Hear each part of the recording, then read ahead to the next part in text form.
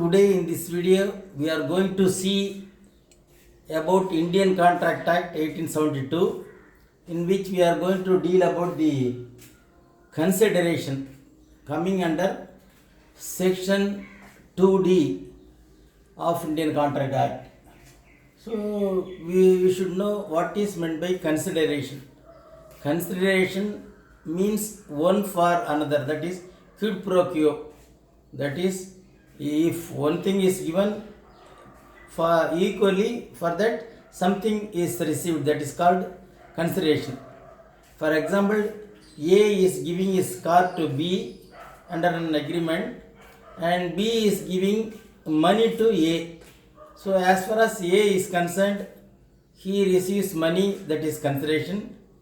As far as B is concerned, he receives car from A, that is consideration.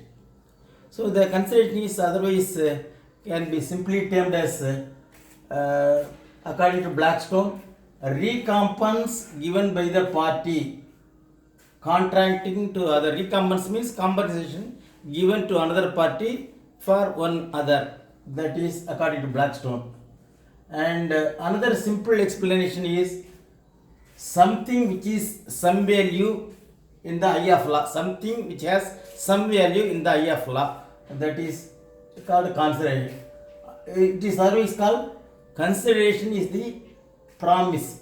So for the promise, consideration is necessary. That is the price for promise. So we have to pay the price for the promise, that is called consideration. So these are all certain explained. So the definition we will see now. According to section 2D, the promiser and promisee is there. There are two persons are there in the contract.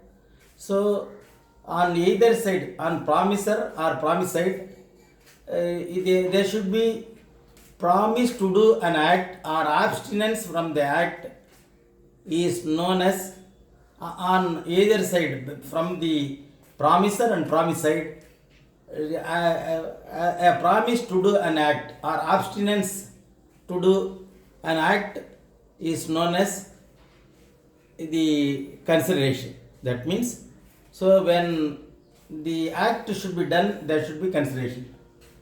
Now we'll see the definition. When at the desire of the promiser, the promisee or other or any other person has done or abstained from doing something, such act or abstinence or promise is called consideration. So this is the actual definition. Now we will see the essential of valid consideration. First we have defined, and then essential of valid consideration. There are some 8 points. One is consideration must move at the desire of the promiser. So the promisee has to, consideration should be given by the promisee at the desire of the promiser. That is called promissory estoppel. So the promisee should give consideration at the desire of the promiser. That is called consideration must move at the desire of the promiser. It is always called promissory estoppel. Second point is consideration must move from promisee. So it should be moved from the promisee. That is the illustration. It is always called privity of contract. Privity of contract means the third party cannot do anything on the contract. Only the people who are involved in contract, they only can have a say, or they only can sue if at all, if there is some problem arises. That is called privity of contract. So here one illustration we can say, the plaintiff father, that is plaintiff bridegroom, and he wanted to marry the daughter of G, that is the G is bride, and the daughter of G. So actually what happened, the and plaintiff father is also there. The contract is in between the plaintiff father and the bride. But here the plaintiff sued as per if the plaintiff marries, the bride marries the bridegroom, then an amount will be given. But here what happened? The said amount has not been given, but the plaintiff sued the defendant, that is the father of the bridegroom. But here what happened in the privity of contract is in between plaintiff father and the daughter. So here the promisee, what the inference is, only the person who are involved in contract can sue the other, if at all, if there is failure in contract or if the consideration has not been given. Another example, that is illustration. Here there are three parties, privity of contract. A borrowed rupees 40,000 from B on the lady on mortgaging of her jamindari to B. So the lady gets 40,000 from B on mortgaging the jamindari to B.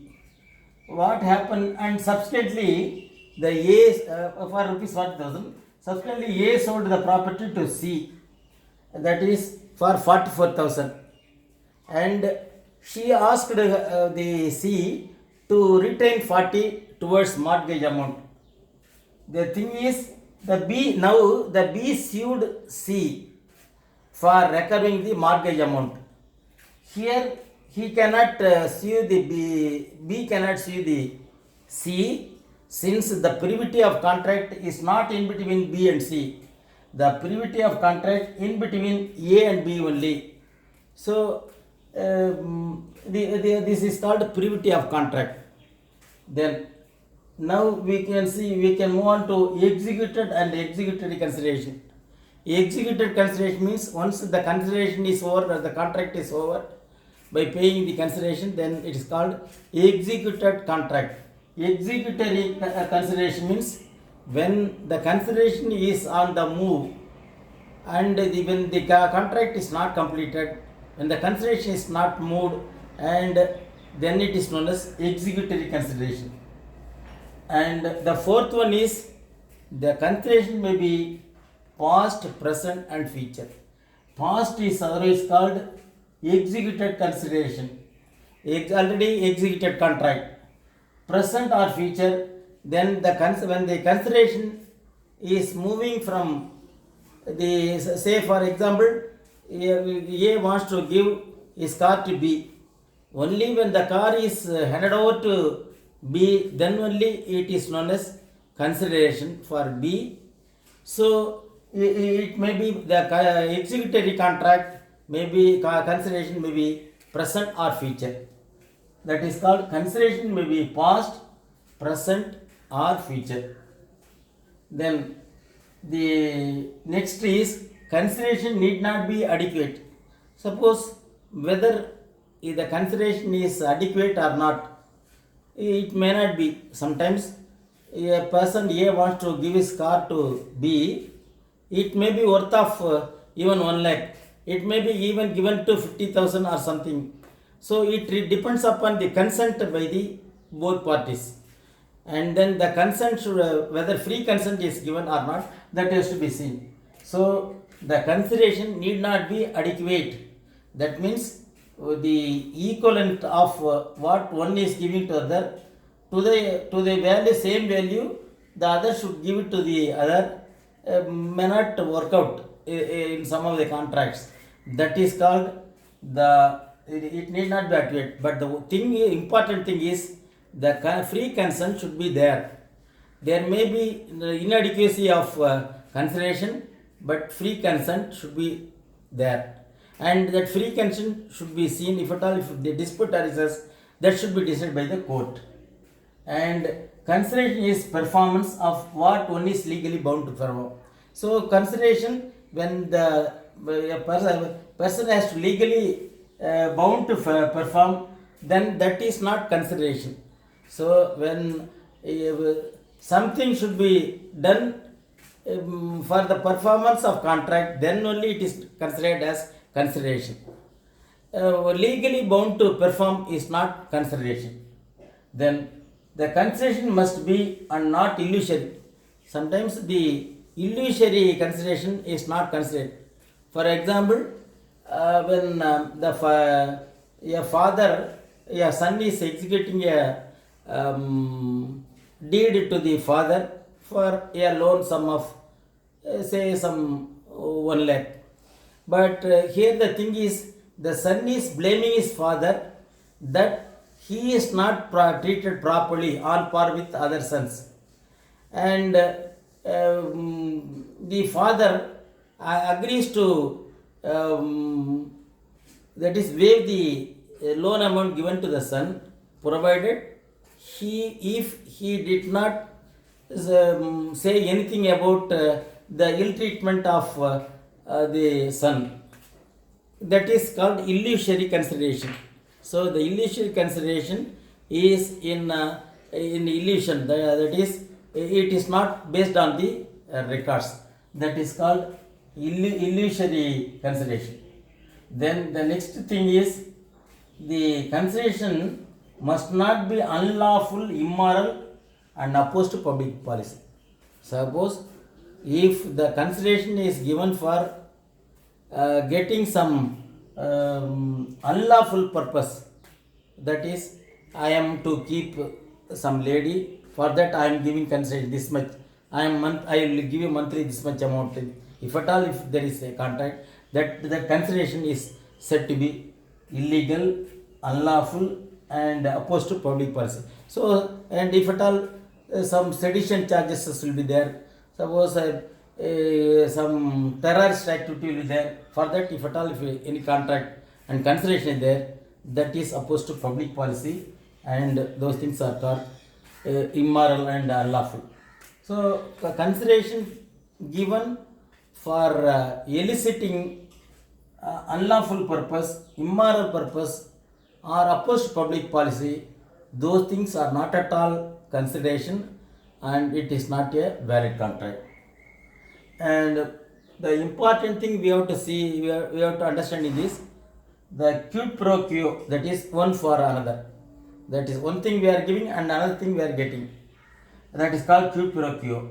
And another thing is called privity of contract. Only the parties who are involved in contract can only sue, or can sue or can be sued, and they can go ahead with they can solve their problems with them. No third party can interfere in the affair of the contract between two parties. That is called privity of contract. These things we should understand in this topic. So with this we conclude this video.